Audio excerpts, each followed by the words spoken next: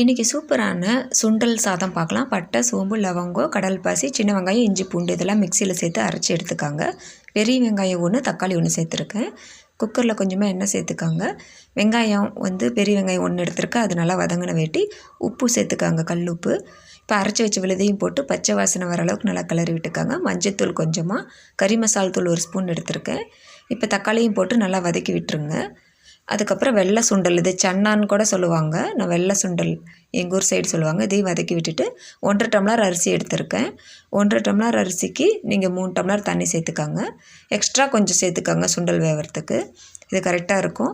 இப்போ குக்கரை மூடி வச்சு 2 விசில் வந்ததையும் சூப்பராக நல்லா பொலன்னு சாப்பாடு வந்துடும். இது நல்லா டேஸ்ட்டாக இருக்கும் குழந்தைங்களுக்கு லஞ்சுக்கு கொடுத்து விடுறப்ப. இன்றைக்கி சுண்டல் சாதமும் தயிர் பச்சடியும் தான் நான் லஞ்சுக்கு எங்கள் பிள்ளைங்களுக்கு கொடுத்து விட்டேன். பாருங்கள், நல்லா பொலன்னு சாப்பாடு வந்துருச்சு.